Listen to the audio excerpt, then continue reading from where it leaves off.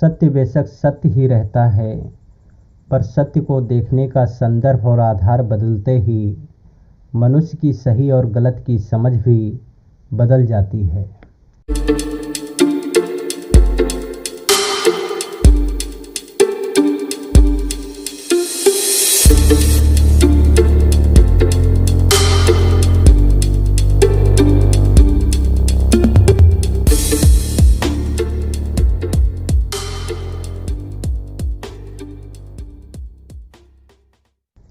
सत्य बेशक सत्य ही रहता है, पर सत्य को देखने का संदर्भ और आधार बदलते ही मनुष्य की सही और गलत की समझ भी बदल जाती है।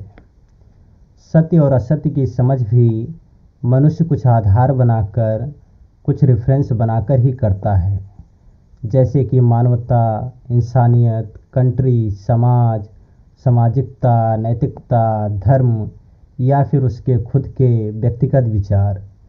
इन्हीं को आधार बनाकर वो सत्य और असत्य का परीक्षण भी करता है, और जब कभी भी ये आधार चेंज होते हैं तो मनुष्य का उस चीज़ को देखने, उस सत्य को समझने का दृष्टिकोण भी बदल जाता है, और दृष्टिकोण बदलने के साथ ही उसकी उस सत्य को देखने और समझने की समझ भी बदल जाती है।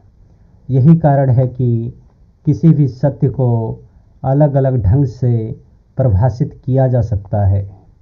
उदाहरण के तौर पर जब आप पृथ्वी को पृथ्वी से देखते हैं तो हमें चपटी हुई दिखाई देती है, पर जब आप अपना आधार, अपना रेफरेंस बदल देते हैं और अंतरिक्ष के स्टेशन से देखते हैं तो आपको गोल दिखाई देती है। इसी प्रकार जब आप किसी सांप्रदायिक दंगे को हिंदू और मुस्लिम का आधार बनाकर देखते हैं, तब आपकी उस सांप्रदायिक दंगों के प्रति समझ कुछ और होती है। संभवतः आप उसे सही भी ठहरा सकते हैं, पर जब आप किसी सांप्रदायिक दंगे को कंट्री का आधार बनाकर देखते हैं, मानवता और सामाजिकता का आधार बनाकर देखते हैं, तो आप सांप्रदायिक दंगों को गलत पाते हैं, इंसानियत और मानवता के खिलाफ पाते हैं। एक पॉलिटिकल उदाहरण भी लेकर समझते हैं। कुछ समय पहले संविधान संशोधन के जरिए एक नया नागरिकता संशोधन कानून का बिल पारित किया गया था, जिसे लेकर काफ़ी विरोध प्रदर्शन भी हुए।